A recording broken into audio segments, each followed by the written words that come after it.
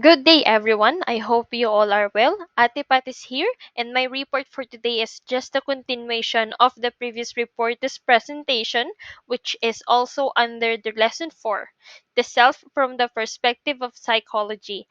As you can see on the screen, our next topic will be about the global and differentiated self models. No more further ado, let's get started. Right, global self. The global self represents the overall value that a person places upon himself. This affects how he views and feels about himself. It is inevitable for a person to be born and to grow up in the presence of other people. The groups of people that he interacts with every day of his life strongly influence him. These people are who he turns to when he needs advice, someone to talk to, or just to be with. He turns to them for support and seeks their approval in the journey of finding himself. His global self is the product of all experiences that he had in a society, which accounts for the kind of person he presently is. So sinasabi dito na yung mga taong nakakasalamuha, nakakausap natin, and yung mga taong hiningian natin ng advice, sila yung rason and they are the big factors ng nagiging personality or ugali natin. One of the great example for here would be about our own beliefs and culture. We were all born in having different beliefs based on the society where we exist and cultures that we adapt as we grow old. And those things really affect our personality or identity.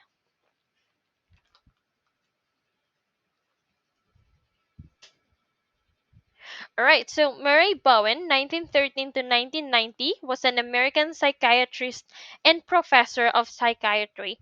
He was among those who developed the family therapy and systemic therapy. In his observations of the family, particularly his own, he came up with the concept of a differentiated self. In his theory, he observed that there are two forces affecting the person. So the first would be togetherness and the second is individuality. A balance should be maintained between these two forces, for too much togetherness creates friction and conflict and prevents the development of the person's sense of self. Too much individuality, on the other hand, results in distance and estranged feelings towards family and other people. So si Murray Bowen is known for two forces na nakakaapekto to each and every one of us, which is togetherness and individuality. So what are the two differences or what are the differences between them? Like how do they affect our personality? We will be finding out in the next slide. So we do have here individuality and togetherness. Individuality is a biologically rooted life force that propels an organism to follow its own directives, to be an independent and distinct entity, while togetherness is a biologically rooted life force that propels an organism to follow the directives of others, to be dependent, connected, and instinct entity. So, si individuality, it is about being independent, about following your own directives. Nakakaapekto siya kasi nakakalimutan mo na yung ibang tao if you are just being by yourself. Halimbawa is yung wearing a school uniform as school rules. Hindi naman pwedeng magsarili ka rito or gumawa ka ng sarili mong rule which is magsuot ka ng ibang uniform na gusto mo. Way too different from your classmates. So, need mong makisama this time. Same with togetherness, nakakaapekto rin siya kasi this would be a hindrance for you to identify and know more about yourself. Kasi sanay ka nang maging dependent lagi sa iba, panay hingi mo ng advice sa ibang tao. Yung definition kasi ng togetherness is an opposite of individuality. To be dependent or to be indistinct. Halimbawa na lang, yung friend kong laging tanong ng tanong sa akin, like what to do or what to tell whenever na nag-aaway sila ng jowa or nanay niya. Tas, nag-ask din lagi kung anong magandang gift sa birthday ni ganito ganyan, anong pagkain ba yung masarap, ano bang magandang kulay at iba pa. And hindi naman po maganda if ganito, like lagi tayong nag-aas or lagi tayong dumidepend sa iba. Kasi hindi mo na makikilala yung sarili mo. Like, hindi mo malalaman kung ano bang talent meron ka. Hindi mo madidiscover kung ano bang talento meron ka. Like, ano bang likes and dislikes mo sa buhay mo. And ano ba yung strength and weaknesses mo. Sabi ni Murray Bowen, there should be a balance between them.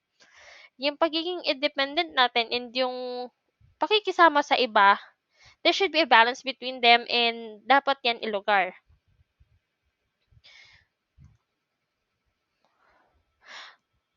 So, we do have here differentiated self.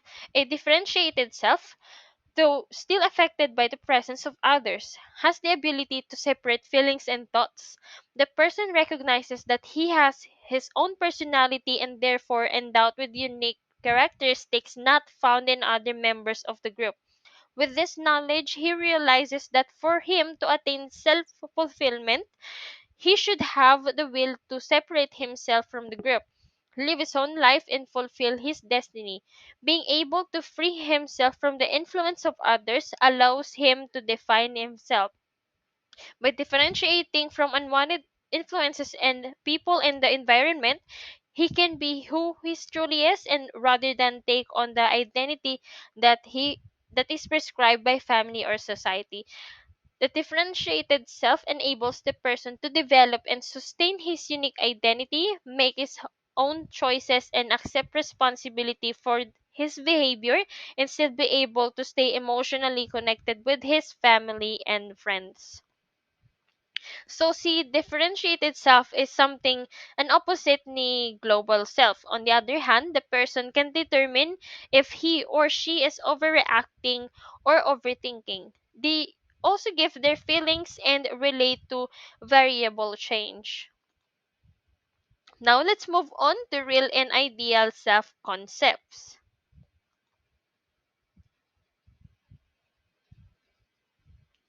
So we have here Carl Rogers in 1902 to 1987. He was an American psychologist who proposed the personality theory known as the person-centered theory. He stated that the term self-concept is used to refer a person thinks about or perceives himself. There are two types of self-concept. The first one would be the real self-concept and the second one would be the ideal self-concept. So we do have here the real self and the ideal self. So the real self concept refers to all information and perception the person has about himself. This is who he actually is and answers the question, who am I? While the ideal self, it is the model version the person has of himself. In short, the ideal self is what the person aims for himself to be. It answers the question of who he wants to become or who do I want to be. So, si real self, ito yung tunay mong pagkatao. Ito ay yung kung sino ka talaga. And si ideal self naman, this is someone who you want to be. Opposite siya ni real self. Simple as that. And for you to become satisfied in life, dapat akma or magkakasundo lagi si ideal self and real self. But why and how? So, Roger stated that there should be congruence, a sameness and equality between the real self and the ideal self in order for the person to be happy and satisfied with his life. If the real self is very different from the ideal self, then the person will experience dissatisfaction and may see himself as a failure or a loser.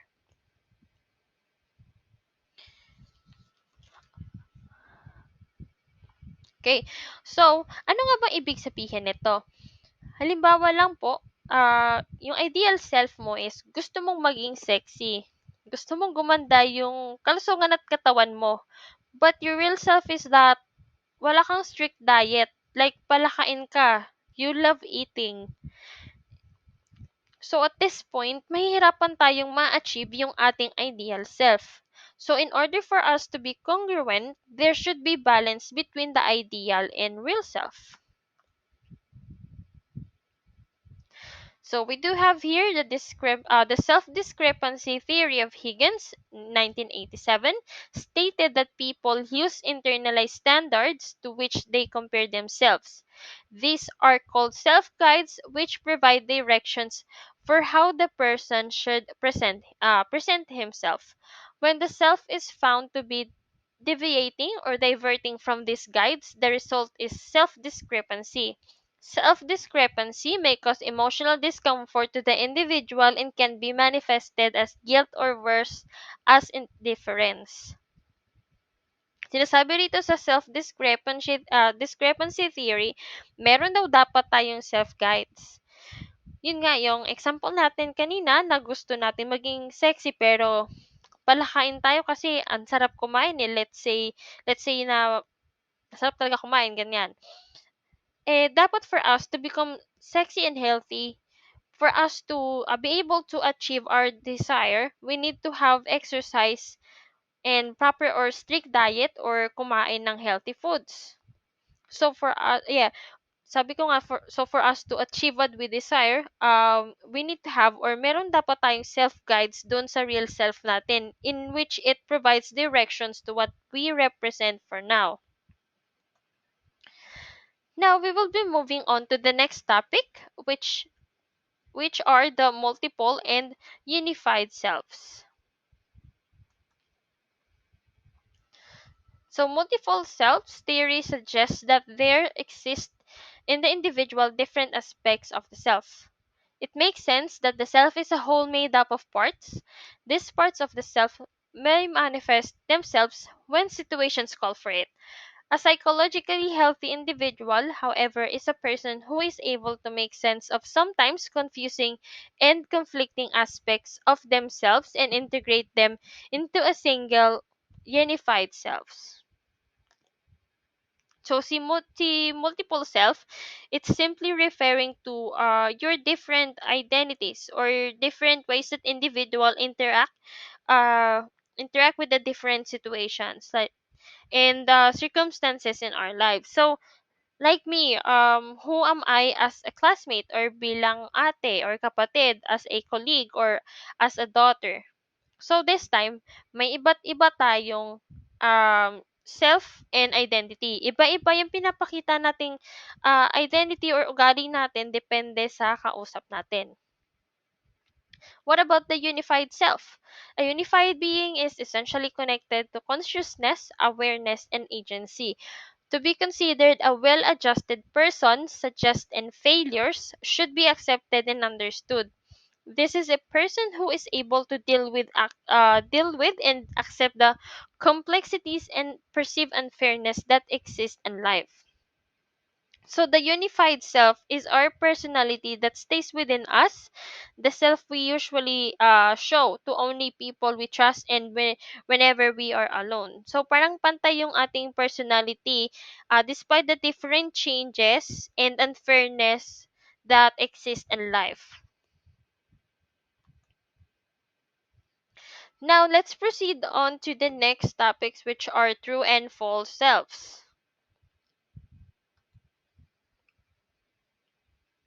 So we do have here Donald Wood Winnicott, or D.W. Winnicott, in 1896 to 1971, was an English pediatrician and psychoanalyst who studied child development. He looked into the significance of play in child development. It is also through play where he observed children or people as having true and false selves. So, what do you think are the differences between the true and false selves? So, we will be finding it out in the next slide. So we have here the true self and the false self. So true self is the individual who recognizes his strength and accepts his limitations, enjoys winning and success, and learns from mistakes and failures. Never afraid to try all over again. So, yung true selves, ito yung hindi ka takot malaman yung flaws or weaknesses mo. You are capable and not afraid to show your imperfections and or weaknesses. Di ba nga sa interviews, I believe some of you guys were asked this question in a job interview when you guys were applying for a job or something like that. This is actually a question that is being commonly asked for the applicants. So, what is your strength and weaknesses, right? So, sinasabi dito na we as a human being, we know what our strength and weaknesses. How about the false selves? So, false selves may be manifested as a form of defense. It lacks spontaneity. It's it is deaf and empty. It is the mask that hides the true person for fear of the pain of rejection and failure. False selves usually surface when the person is forced to comply with existing social norms and standards. At times, false selves enable the person to form superficial but productive social relationships. So, ito namang si false selves, sinasabi rito na ikaw ay mapagpanggap na kaya mo or isa kang tao who is capable of doing this or that. Like you are just masking up your true personality para hindi lang mapaya sa isang certain situation as you want to avoid rejections, criticisms, or invalidations from the others.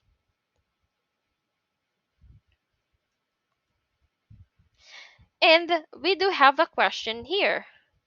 So, why do you think it's important to know ourselves? An idea?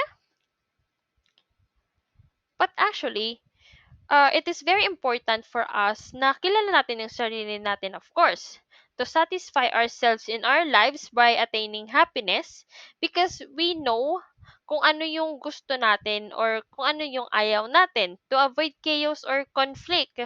We can also make better decisions that are good for ourselves. So, ano ba yung alam natin kung ano yung mga bagay na magaganda at hindi para sa atin. Kasi nga, kilala natin yung sarili natin to have self-control and also to have at least resistance to social pressure, tolerance, understanding the sides of others, and etc. Marami na akong nabanggit, but I am so sure that there are more reasons than that.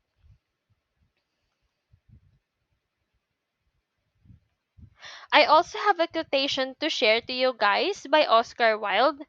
So it says here, be yourself. Everyone else is already taken. So by reading it, the quote is just too simple and short, but it has a wonderful and deep meaning behind it.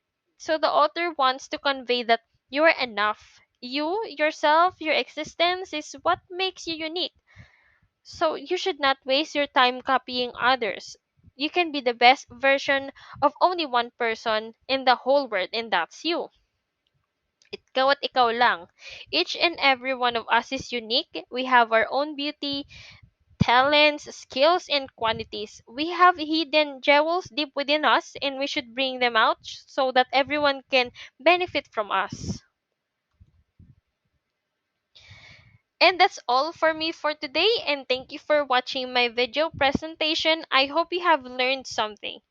Muchas gracias a todos. Adios.